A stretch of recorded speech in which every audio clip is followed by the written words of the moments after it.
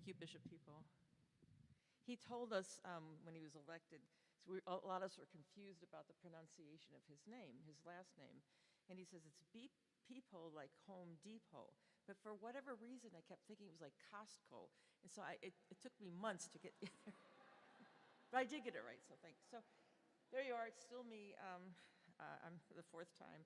But we have this wonderful opportunity to hear from past chairs of the National Council of Churches. And with us today are Bishop Teresa Snorton. I know you're here, I saw you. Oh, there you are. I think we're going to sit up here someplace. And there's a microphone for all of us. So she's the 59th bishop and the first female bishop in the Christian Methodist Episcopal Church since its founding in 1870.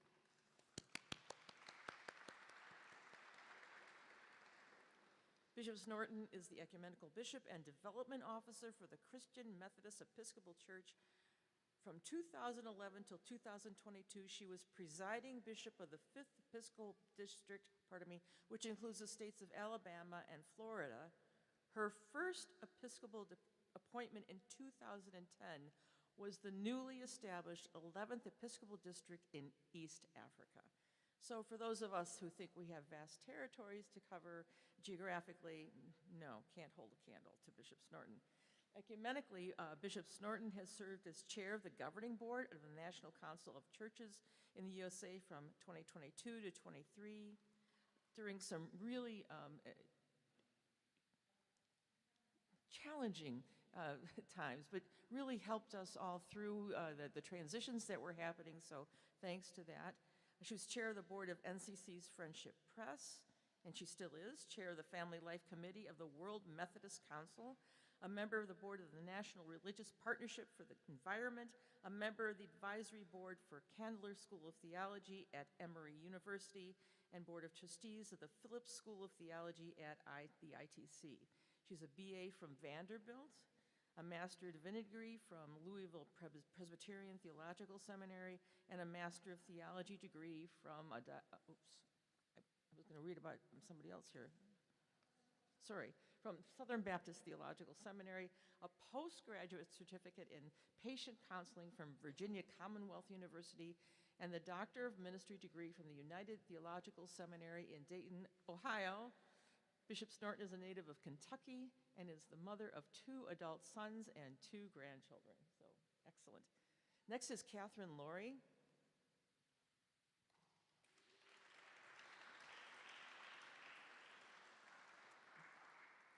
Catherine was elevated to, or maybe demoted to, the status of the Reverend Dr. Catherine Laurie. Catherine Laurie is a very proud layperson. Yes. Catherine Mary Laurie serves as executive for ecumenical and interreligious relations in the office of the presiding bishop of the Evangelical Lutheran Church in America, and fits that all on one card.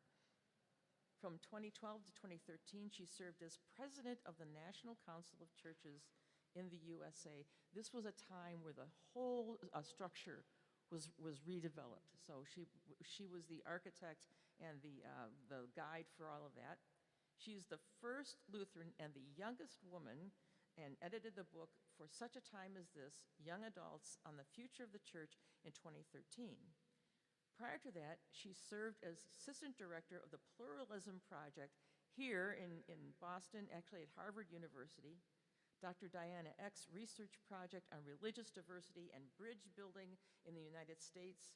She was consulting editor for Engaging Others, Knowing Ourselves, a Lutheran Calling in a Multi-Religious World, 2016.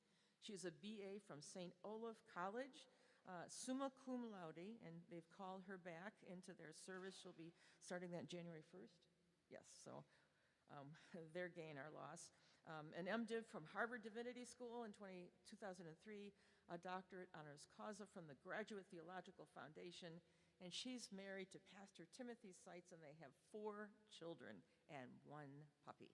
So, and His Eminence Archbishop Viken Akazian. Where did he go? Oh, he's coming. He's coming. I see him. Hooray! Archbishop Avikan Nakazian is the Ecumenical Director and Diocesan Legate of the Diocese of the Armenian Church of America Eastern, in which capacity he has served since January of 2000. And we will be with Bishop Vikan tomorrow, as well as with the Trinity Church, which is an Armenian congregation in Cambridge, and we'll have a chance to experience that wonderful tradition there. Let me see, he was ordained as a deacon in 1968 and a celibate priest in 71. In 1992, His Holiness Vaskan I, the late Supreme Patriarch and Catholicos of all the Armenians, ordained him a bishop. In addition to his seminary education in Jerusalem and at the Holy Cross Armenian Seminary in Istanbul, Constantinople. Sorry, I haven't gotten over it. He received a Bachelor of Divinity degree from the King's College in London, studied pastoral theology at St. Augustine's College in Canterbury, England, received his PhD from the Armenian Academy of Sciences Department of History, and completed the PhD course requirements at Freiburg Catholic University in Switzerland. In 2007, he was elected as the president of the National Council of Churches of Christ in the USA and served his term from 2008 through 2009. He was the first Oriental Orthodox clergyman to serve as president of America's leading ecumenical organization and currently sits on the governing board of the NCC, as well as on the board of the World Council of Churches, where his involvement has been extensive and continuous since 1985, including positions on the WCC's Mission and Evangelism Unit, 1991 to 99, its Orthodox Task Force, 1982 to 92, and membership of its Central Committee. So please greet our panelists.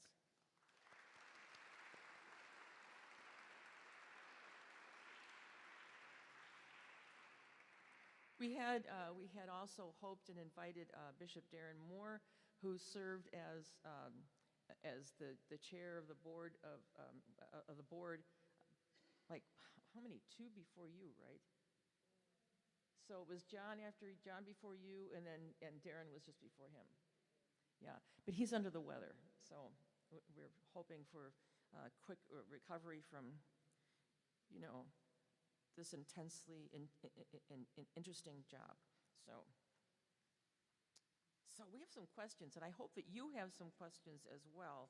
We've got some preset questions, but I'm depending on our panelists.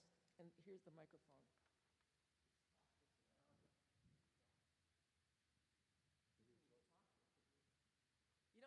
You don't have to speak for Bishop Kazian, that's fine.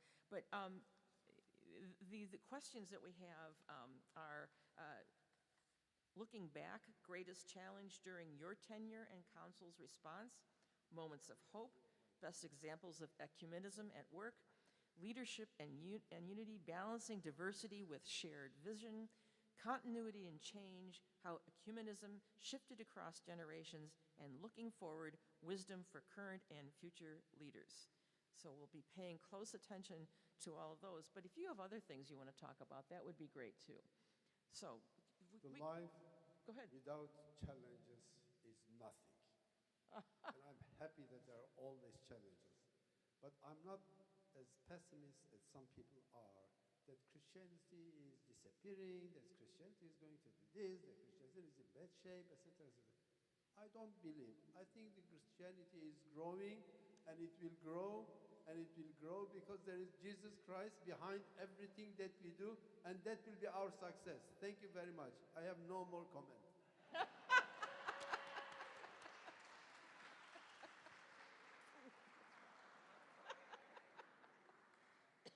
Well, okay then. I also followed him as president, so you can imagine the challenge of following him. Well, I'll begin not answering the question, just as a personal word of privilege, because there's some folks in the room I want to make sure hear this from me. My honor of serving as president of the NCC was one of the greatest honors of my life. And there are a lot of people in this room who had a hand in the fact that the NCC took a risk on a young laywoman who really, and I heard the conversation because I was outside the door during my election. People were like, who is she? What are we doing? Is this okay? And you took a risk on me, and together we did some good work. And I just want to say thank you. And I'll come back to that later because I think that's the mode we continuously need to be in as we think about the future. Can I have you? But I was the president of NCC at that time when she was being elected. I saw the bios, and she was the youngest, but she had the best bio. So I said, she's the only person that could run for this position. Thank you. So during the time of my presidency, let's just remember a few things. So at that time, you would become elected as president-elect for 2 years, and then president for 2 years, and then past president. So it was really a 6-year thing. And during the time of my 2-year presidency, there was the Arab Spring, there was the terror attack in Norway, the earthquake in Haiti. There were all sorts of things, as there always are, happening in our own context and around the world that demanded the witness of the churches. And yet, in the late 2000s, think about what was also happening. The financial crisis, which of course impacted the churches, and it rolled up very quickly to the ecumenical movement.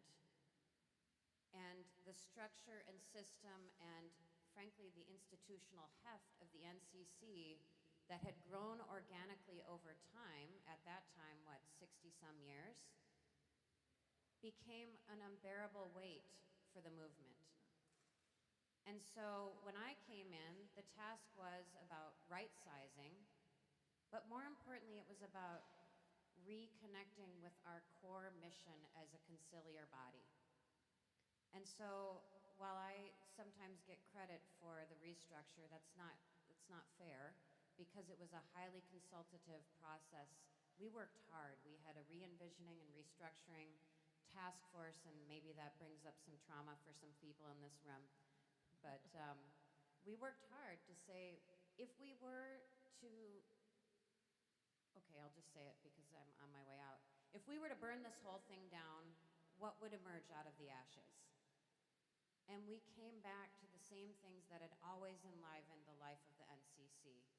Faith and order, interreligious dialogue, education and formation, our global relationships, our advocacy in our own context and beyond, and of course other issues like addressing racism and so on, that we have such a strong legacy. But it was really about going back to the basics. And I'm really proud of how the churches in that time and on the inheritance that I received from my predecessors and from Bishop Thomas Hoyt and Father Leonid Kushkovsky and Michael Livingston, and so, I mean, we could go on, Peg Chamberlain. All of those people gave so much of themselves to make sure that every member church that was willing would come along with the whole. And we did that in that time. And I think it's a cautionary tale in some ways, because the financial realities are once again really real for a lot of the member churches of the NCC. And how can we coalesce and come back to the core mission of who we are as a conciliar body and as part of the one ecumenical movement? I think that's a challenge before us. Thank you. Let me begin with some words of appreciation, first for Bishop Darren Moore, who made a phone call to me one day and convinced me that I needed to become a part of the executive committee of the governing board. I'd been on the governing board about 2 or 3 years, and he was very persuasive, and I later learned all that he left out, like the 6-year part. That if you become an officer, it's 2 years as elect, 2 years to serve, 2 years as immediate past. But I thank him, but I'm also very grateful to follow in the footsteps of our very own bishop in the CME Church, Bishop Thomas Lanier Hoyt, Jr., who was indeed a giant in ecumenism and served as president of the National Council of Churches, I guess in the late 1990s. I don't know the exact dates. But my denomination has always been active and a part of ecumenism. We were at the table when the NCC was founded 75 years ago and was a part of the Federation in its early days. I don't know about the founding, but I know we have been invested. And I'm grateful today that in 2022, my denomination gave me the responsibility full-time as ecumenical officer. Prior to that, it had been an add-on to presiding bishops' portfolios. And so I think that speaks from my denomination's perspective of the value that we hold in our ecumenical relationships, although we still have some growing to do. As Bishop Eaton mentioned, I served as chair of the board in 22 and 23.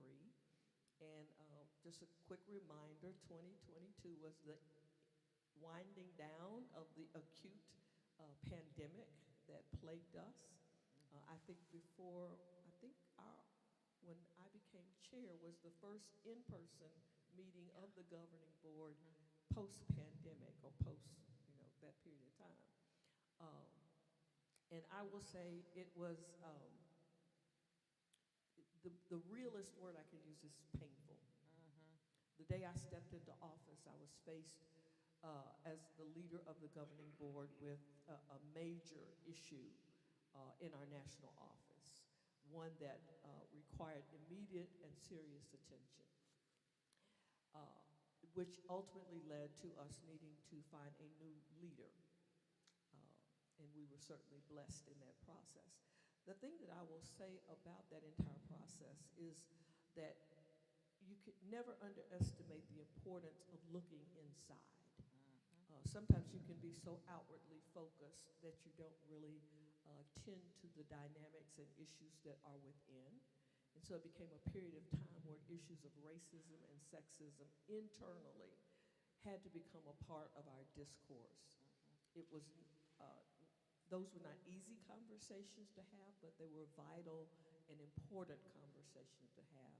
And it's very difficult to be authentic in your quest for justice if you're not internally being an advocate for justice for everybody that's a part of that organization and giving their time and talent and energy to the process. So that was one very significant thing I think that I take away from the challenge. The second thing that I will say is that it was a period of time where the governing board had been meeting twice a year, but we had to meet monthly. And I will say that when you want to see commitment in action, see what happens when you make additional demands on individuals for their time. But the governing board members were so faithful. The executive committee in particular was sometimes meeting every week because we were without a general secretary, president and general secretary at that time, and there were just lots and lots of things happening that had to be addressed, including some legal issues. So I was just in awe of how the executive committee and the governing board promptly responded to every call and every need to meet over about a 5-month period of time until we were blessed to find Bishop Vashti McKenzie to become our general secretary, president and general secretary. Which leads me to the third, and that is to never forget that God always has a ram in the bush. We were racking our brains in terms of how to address this vacuum in leadership. I stepped in for a time and had staff meetings with the staff, and I knew we needed to get somebody real quick because I couldn't keep doing that. And just kind of fortuitously, Bishop McKenzie had just retired as bishop, and when her name came up, it was as if the spirit filled the room. And I remember, so I said, "Do you think she'll do it?" I thought, well, we at least gonna ask, because we had decided that what would serve us well would be a seasoned person with ecumenical experience, with a national profile, who knew how to manage and work with people and organize, because it really was not just a transition of leadership, but a total reorganizing of the national office, doing some assessments to figure out what staff we needed, assessing our finances and being realistic about what we could afford so that we would not put ourselves in jeopardy. And as I said, it's as if God had that ram in the bush just waiting for such a time as that. And with one phone call, she said, "Let me pray about it and I'll get back with you." I thought she was going to say, "Oh, no, thank you."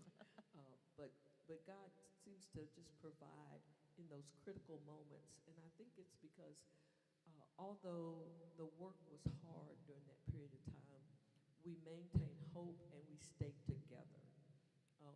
There were differences of opinion about what was happening in the national office and about how things should be handled.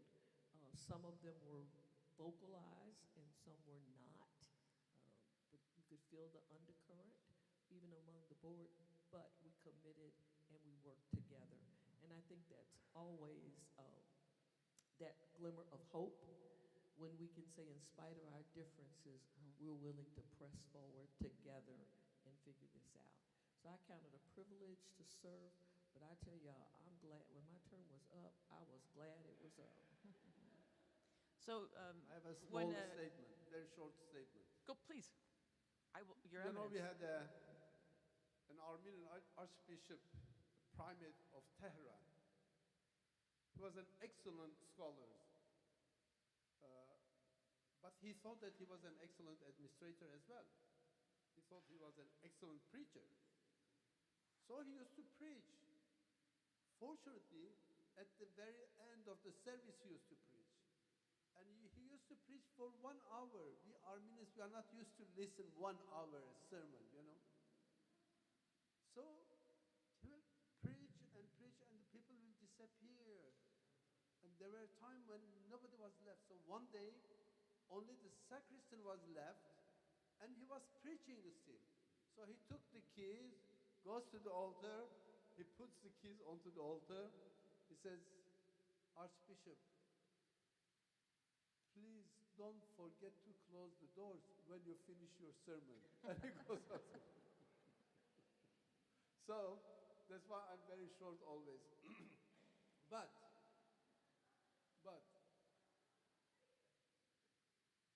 unfortunately, I have two PhD degrees. I have no idea about my PhD degrees. I have never read them since I've written. I have never touched the book since I have written them. But I have a third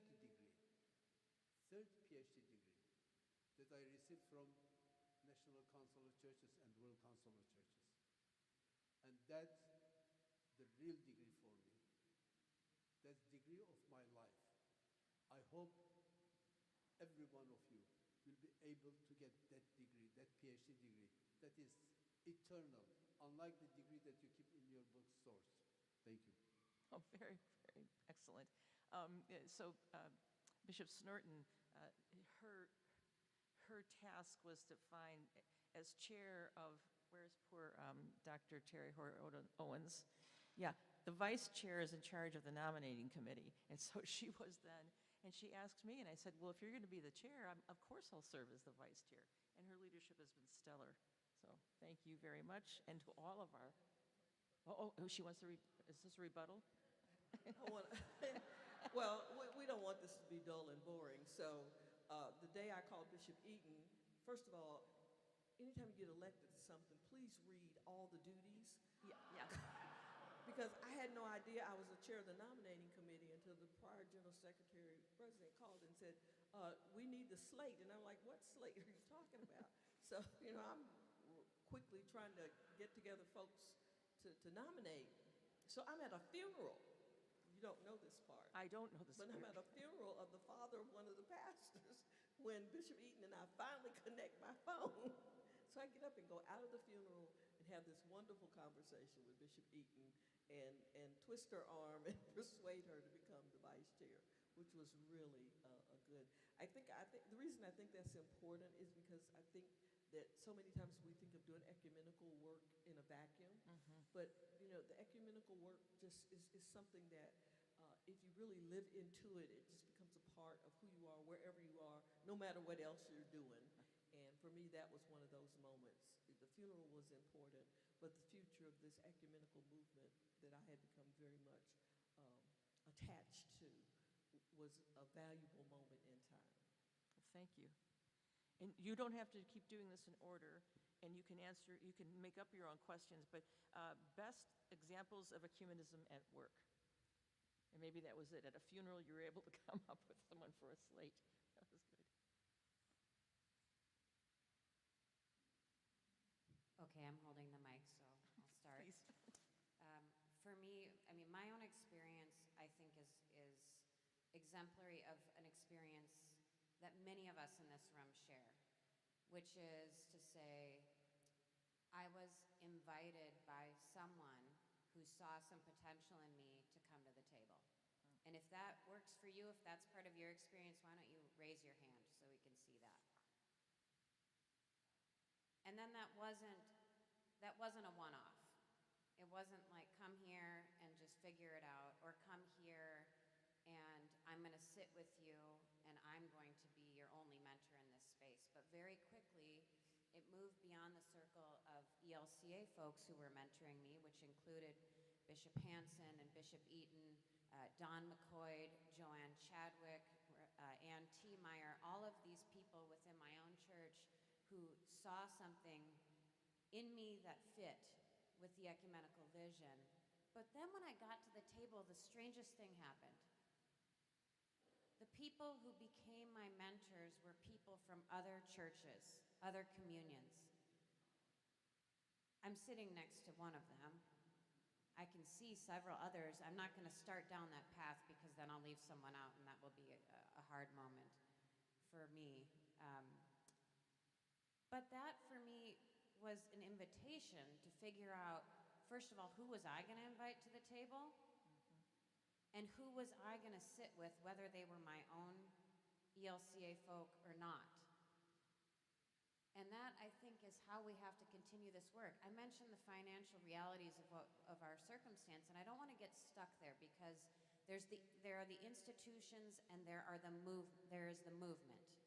And we shouldn't confuse the institutions with the movement, even though they serve it. But how are we inviting folks into the space? And when they show up, are we receiving their gifts, or are we trying to make them jump through a certain number of hoops before they're qualified? And I think that many of us in the room experience the kind of mentoring that says, we're all on a learning journey together. We're all on a pilgrimage, to use the WCC language, of unity, justice, and peace. And we're not going to get it right all the time. Every single one of us in this room, I'm sure, could recount the mistakes that we've made, or maybe the things that we have been held accountable for that we actually maybe weren't even involved in, because that's the price of discipleship, it's the price of leadership. But how are we inviting people into a space that expects mistakes so that we can grow together from them and always be focused on pointing to our unity in Christ, which is never something we have to accomplish. It is already accomplished. It is simply something that we have to point to. And the only way we can do that is by pointing in the same direction and making sure that we're making those invitations and supporting the people that we invite to be with us. Thank you.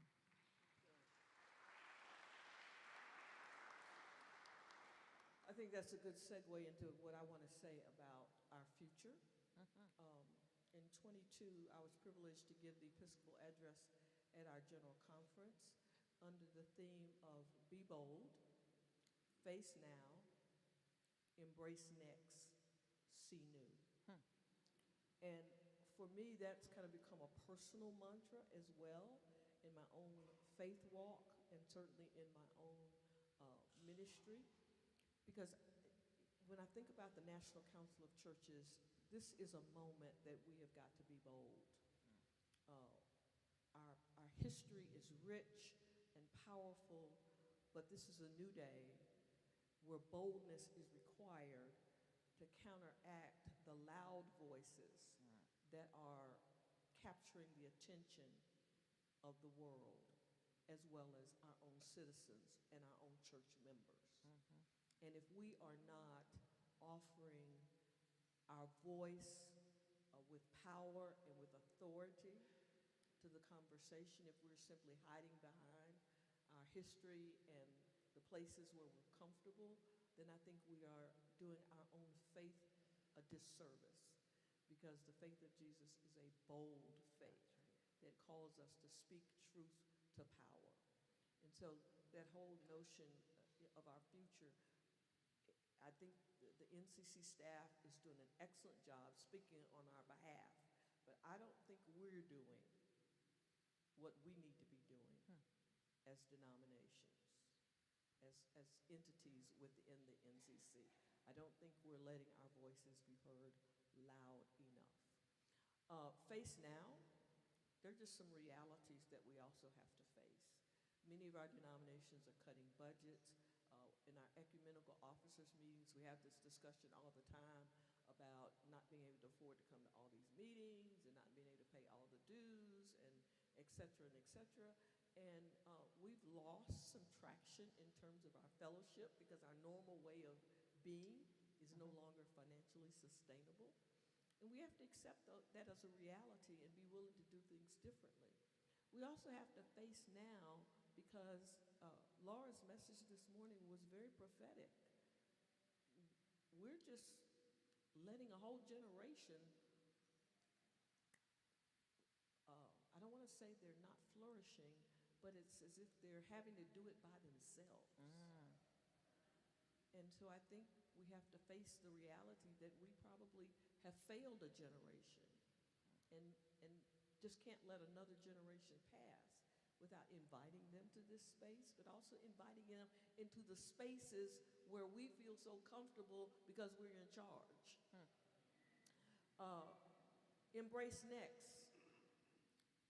I wake up every morning, we don't have any idea what's next in our country. There you go. But we do need to understand that because of that, we don't always have the luxury of time to sit around discussing stuff ad nauseum and appointing committees. We got to figure out how to respond more quickly to what's happening around us, and to respond with authority and integrity. And then see new, what are the possibilities that are yet to be realized in our ecumenical life together? And I would just simply offer that as a challenge. It doesn't have to be the way it's always been. It can be different. We can have different faces and different people among us. And I think if we make a really conscious effort to do that, we could begin to see how God can reinfuse the energy and the vision that the National Council has represented over the years. So I'm hopeful, but I'm hopeful only if we're willing to do the work. There you go.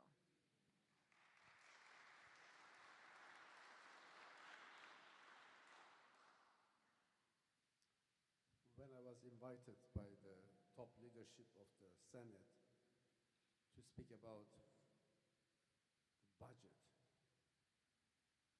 this poor Armenian who came from Europe, didn't know anything, especially about budget. What is budget? No understanding. So Harry Reid says, Archbishop, so what is the position of the National Council of Churches concerning the budget in the United States? I didn't know what to say. I said, I believe in miracles. If there is an Armenian who is here in front of these respectful leaders of our country, this is a miracle. Why don't you do miracles, help poor people? Poor people here and poor people around the world. And that's the best way. And of course, the entire conversation changed. Armenian, no, he is Armenian friend. I don't know, I'm Armenian friend, etc., etc. We are all friends. I can assure you that if you are here, then you have the blessing of our Lord Jesus Christ. Try to keep this organization very high, much higher than your interest, because with this organization you will grow. If you want to grow and bring organization with you, you will fail. I hope we are going back to our old days. Maybe you don't know, there was a time where there were 750 staff of the National Council of Churches. 750 staff. I hope Bishop Washay will bring at least up to 100 in coming few years. Thank you very much. Thank you. Very good. So I think one of the gifts and the genius of the National Council of Churches is that we are diverse, and one of the challenges for us in this organization is that we are diverse. How do you balance diversity with our shared vision? Or have you done that? Or what advice do you have?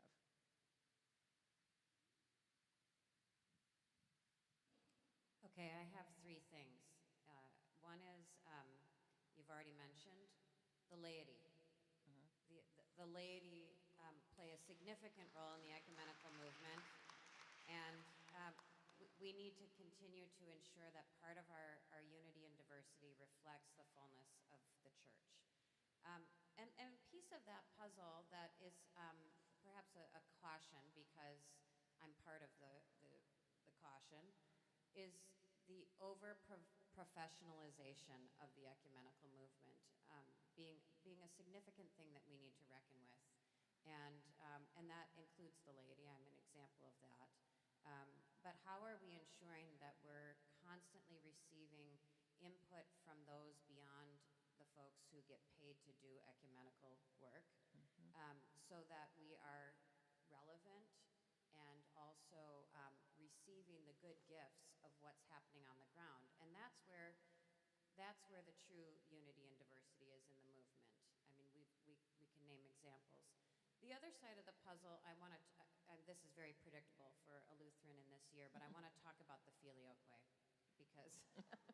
because as you've heard, we've done a lot of talking about the filioque in our context with the Lutheran Orthodox relations this year. And here's why I want to talk about it, because as we've been thinking about how to interpret the common statement on the filioque that our church received this summer, the number one question that I've been getting in the office, and my colleague Carmelo can attest to this, is this a ban on the filioque?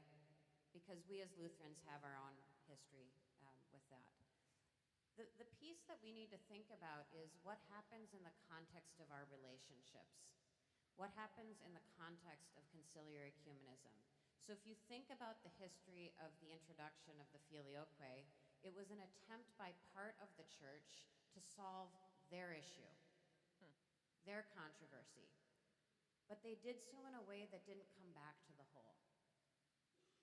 And it led to some really significant problems. It led to schism. It led to 1,000 years of church division. And in some small ways, are thinking differently about the filioque in light of Lutheran Orthodox relations gets to the point I was trying to make yesterday about how we tell history, how we experience history differently when we are in relationship with one another. The point I'm trying to make is that we as a conciliar entity need to be careful in our leadership, in our unity, that we are always making sure, first to expand the table, as I was saying earlier, invite folks who aren't yet here, but to make sure that we're moving together so that no one church expression, church family, church way of doing governance or any of that becomes the dominant. And that we are constantly going back to the full council to say, can we move together? Because that's the only way we're going to be able to move. And that's the only way that we're going to be able to be credible witnesses to the gospel, is when we're all moving together and not some moving ahead to solve one issue and leaving the rest of the council out of it. So that I think is, I hope you understand what I'm getting at. I think it's a challenge for us because there are coalitions within the NCC, in some ways represented within other ecumenical structures or bodies, that can move faster and farther. And that's good and should happen. I'm not trying to say that's not possible. But as a council, council of churches, it is our responsibility to make sure that all of us are moving together and all of us are seeking mutual understanding and all of us have an opportunity to express our unique gifts to the movement. And I think that the NCC has a really strong history of trying to do that, and it will be a challenge to continue to do that in a context where the churches, the member churches of the NCC, are in the smaller numbers as we think about the growth of different types of Christianity in our context. So how can we also build some bridges outside that are new bridges? Agreed. I don't know whether I'm going to be answering the question as it was asked, but what occurs to me when I hear terms like diversity and unity is the temptation to think of those as stationary and rigid. And I think to really appreciate diversity and unity, you have to see that those are constantly changing. And one of the things that I think is a challenge to the council right now is for us to even challenge our own understanding of diversity. Because there are lots of United States Christians that are not a part of the council. And we've not had a new member of the council in forever. And we just heard about the growing number of Christians. And so I think we have to understand that if we're going to truly claim to have diversity, that's constantly changing. We're constantly saying, who's not here? And how do we include them? Even if it's not full membership, but how do we acknowledge that there are other sheep of Jesus Christ that should be invited? And I would say the same about unity. I don't necessarily think of unity as this one great thing that we ever can achieve. And I think it would be helpful if we would press ourselves when we're planning things or thinking about things, or what does unity in that moment look like? Because it may look different given the issues or given the demographics or given the practicalities. Unity is not homogeneity, but unity is a space where diversity is welcomed and embraced and sought after. So I would just simply say sometimes we have to, again, earlier when I said about NCC having to look inward, sometimes we have to look inward because in some ways we become another institution that then is, you use professionalism, but I would use the word exclusive. And I love going to ecumenical meetings because I get to see people like Margaret, who I see over and over, and I'm just grieving because she's retiring, and I won't get to see her anymore. You know, we come like a little club. And I think we have to remind ourselves that there are others who are not at the table that need to be here if we're truly going to claim diversity. The last thing I'll say, when you made the comment about laity, the 3 people from my denomination who are here are all lay persons. Wave your hand. Adrian? So that was, when you said that, I thought, oh, wow, great. So we heard yesterday from our new chair that we don't want to have an ecumenical smoothie going on. I think we have never been given the possibility for unity as we have been given right now. The entire world is expecting from us to give them a good news that the churches are going to unite. And I ask you to pray for the meeting between Holy Father and Ecumenical Patriarch that is going to take place soon. Honestly, I am fed up. Fed up with this diversity. He is Protestant, he is Catholic, he is Orthodox, I don't know, he's that. I cannot go to his church, I won't pray in his church. dividing us? We have the same Lord, Jesus Christ.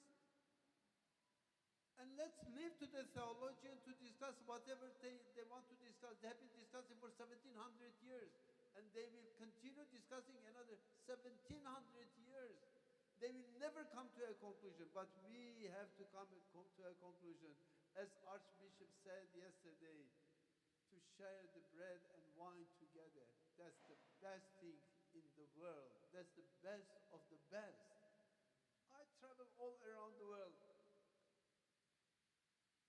Someday when I'm in a country, I want to go and take communion. I want to be a part of that community. That's by taking communion, you know. I don't think that prayer is enough. Prayer is not enough. Take communion. There are some Armenians, Orthodox here. Otherwise, I was going to confess. I'm not going to confess because I'm afraid.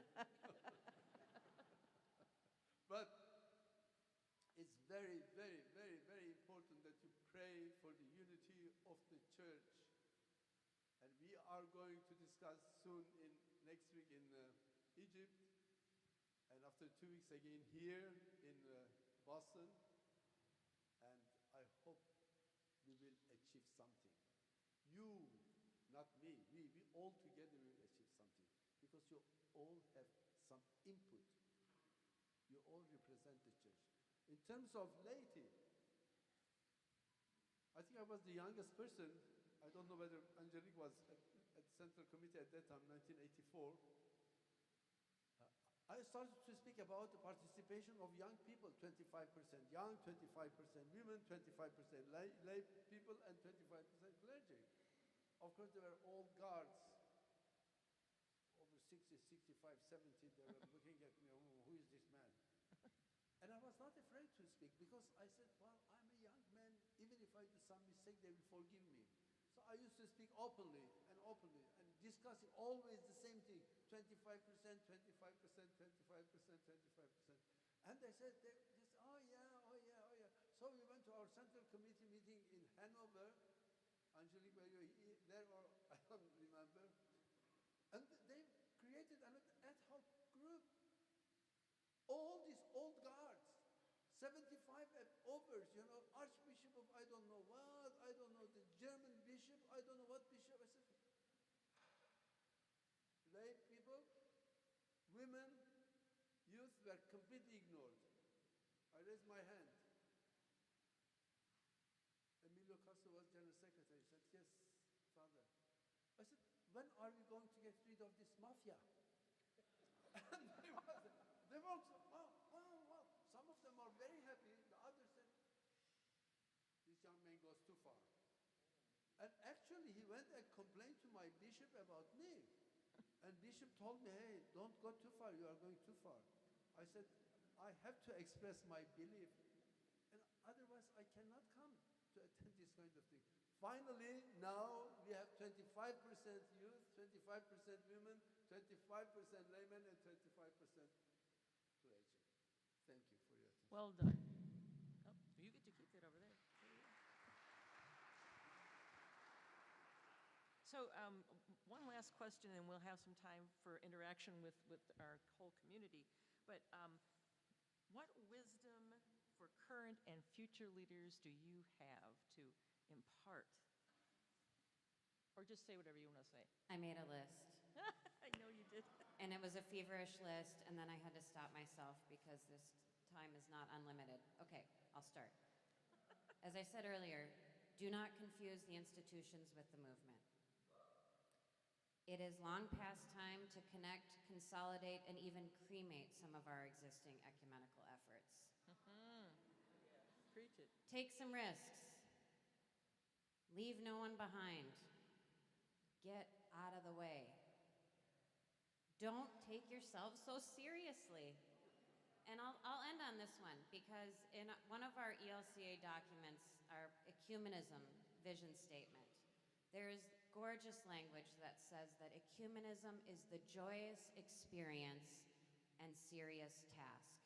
And if we miss the joyous experience, no one's going to want to participate. So don't take yourself so seriously and show the joy of what it means to come together in Christian unity. I think my wisdom would be make a difference where you are.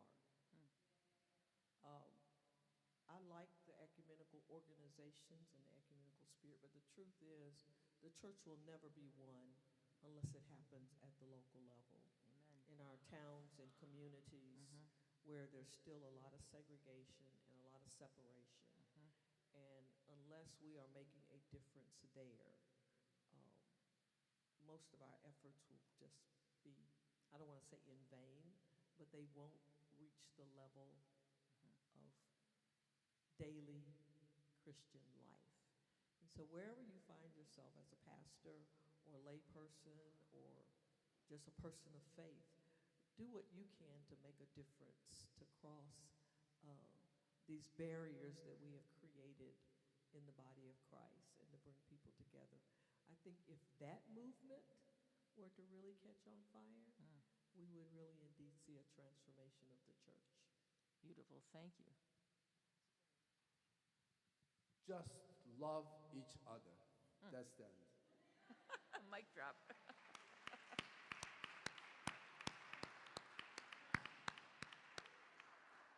Do we have microphone runners if we have questions from? We have some questions, but who's in charge of the mic? There's Matthew. You want this mic? Good. This is handing over, passing the torch. From generation to generation.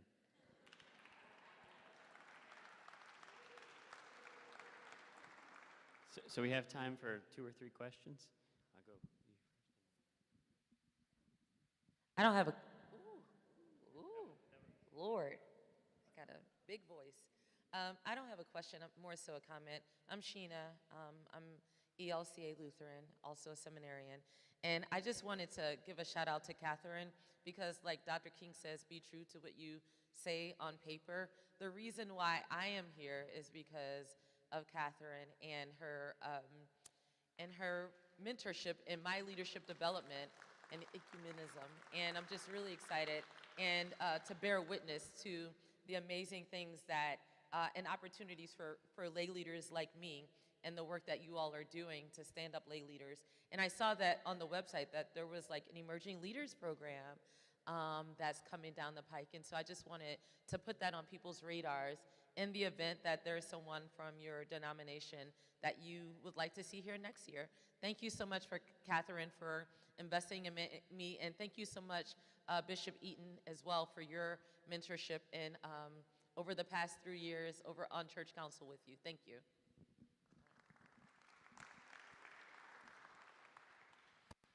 Bishop Snorton, I would just love to do a shout out about the marvelous book that you have written and wondered if you would just say a word about that because it's a gift for people in local communities, individuals, classes, to think together about our history here in the United States.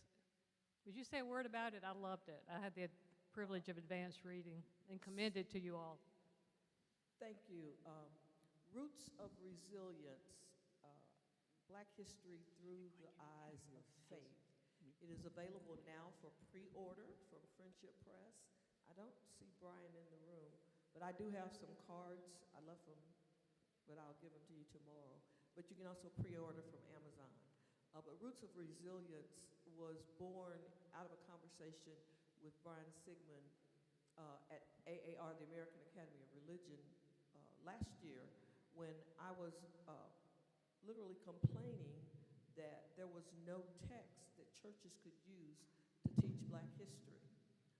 Most Black history books are written at an academic level, and so churches kind of resort to the easiest path, which is to go Google something and download it and teach Black history, let alone talking about history through a faith lens. So this is a book that you can use for individual study or for group study that begins each chapter of history from pre-colonial days of Africa up to the present. 8 chapters. Each chapter begins with a scripture and a theme. The first is obviously roots, the last, but themes like hope, resilience, justice, and so forth. But there's a scripture and then kind of a capsule of history during that particular period of time, and it ends with discussion questions that invites the reader to think about not only what they've learned, but how that scripture and that story is reflected in their own community, in their own congregation, and in their own life. I think history teaches us a lot of lessons, but we have to slow ourselves down, not just to grasp the facts, but what does this mean for us today? So I hope that you will buy it, and I certainly enjoyed writing it, although a couple of times I thought, why did I say I'd do this? But I'm really, I love history, and I think the more we know about our history, the less likely we are to repeat the mistakes of the past. And certainly, one of the reasons why writing Black history is important is because there is a movement to erase Black history in our country and to erase some of the stories that are very pivotal in understanding who we are as the United States. And I think the more widely we know those stories and embrace them, even when they embarrass us, even when we feel bad about what happened, we don't have to resort to shame, but we can be empowered to say, we're not going to let that happen again. I think certainly in this moment, this is really a conviction on the faith community for us to say, we're not going to let that happen again.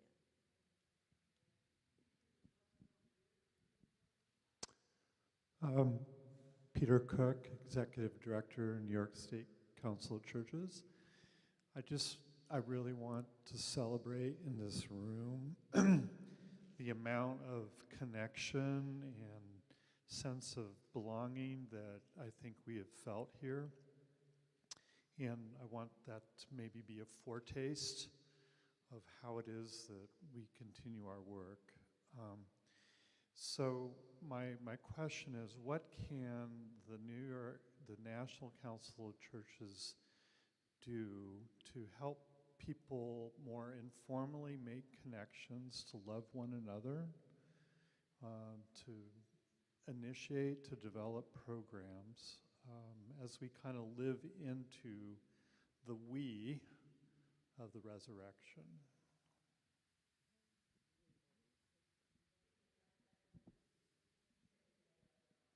Oh, I'm sorry. Go ahead. If I think we have to commend the current staff of the National Council of Churches for what they have been doing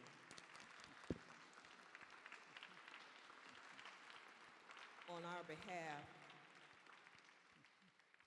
Certainly the last 3 or 4 years with a very limited budget, but somehow NCC seems to show up in key places at key times.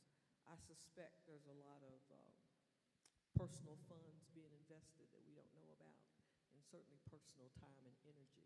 So I think first I want to commend the staff, but I really do think that if we really want to see the council do more, we've got to up our game as supporting organizations, because NCC does not exist without us.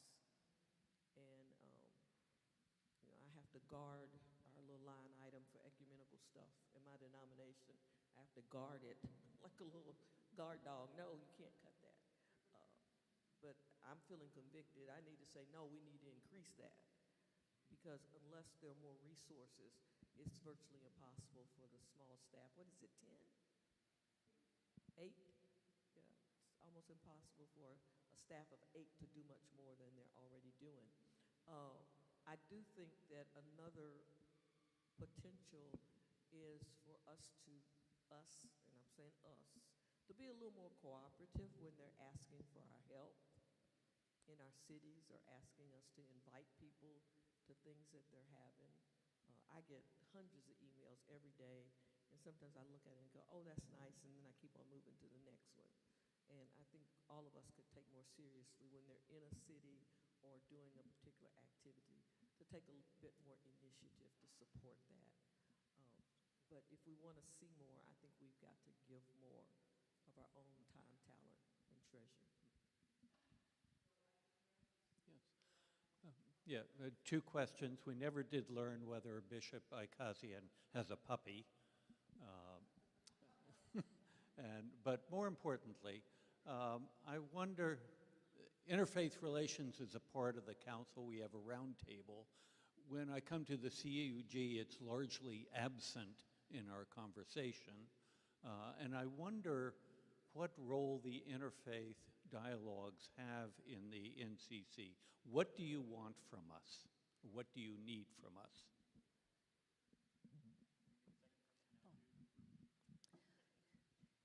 Thank you for the moment. Well, yes. Do you want me to answer first, or wait? Okay, I'll let you. Okay, second question. Why is it just an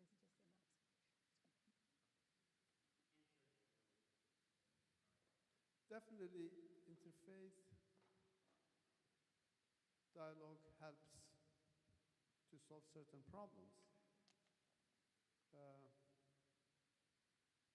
it's important that we continue our conversations with non-Christians group, the Jewish, the Hindus, the Buddhists, the Zoroastrians, etc., etc. But then we have to stick to our roots. In every conversation that we have to have a conversation that is Christocentric. Not just to please the opposite side, to say yes to everything. And that doesn't help at all. And it will never help. We have to keep our values and at the same time respect the values of other people. For example, just outside interfaith, some of the ecumenists, they accuse the Orthodox, they don't accept the homosexuals, they don't accept the ordination of women, etc., etc. I don't want to say my personal point of view. But we don't take into account their cultural background. You think they don't have homosexuals? You think we don't have homosexuals? Of course we have. You think we don't have lesbians? Of course we have. But the culture of their country do not accept yet. One day they will accept. When? We don't know. When I see on TV that a man is dating two women, or two women are dating one man, do I agree with? No, of course I don't agree. But I don't go against it either. The time will change and the time will solve every kind of problem. But we should continue our interfaith and we should put on the tables every problem that we have. Since our meeting in Johannesburg, our Jewish friend has almost cut almost every single dialogue with the Christians, with the World Council of Churches, I know, because I was the chair of the committee. But we should find a way of approaching them. And I am doing in Washington, I'm approaching my Jewish rabbi friends and people, telling them we don't hate you, we love you, but we love other human beings as well. Please, never forget that. We, the ecumenical movements, we are the voice of voiceless. We are the voice of poor, needy, those who are suffering. Never forget this, never. Thank you. Well, okay, quickly, I see you, Matthew. I just want to say, I think the NCC's interreligious work is some of the most exciting work that's happening, and we should take your question as a challenge. I think many of the member churches of the NCC are committed to doing interreligious dialogue and work ecumenically. In other words, applying the Lund principle to our interreligious relations. And all of that is not only a space for dialogue and building possibilities for cooperation, but also coming to better understanding of who we are within our own denominations and communions, but also who we are ecumenically. It is our partners holding up a mirror to us. So I take your question as a challenge. Thanks for asking.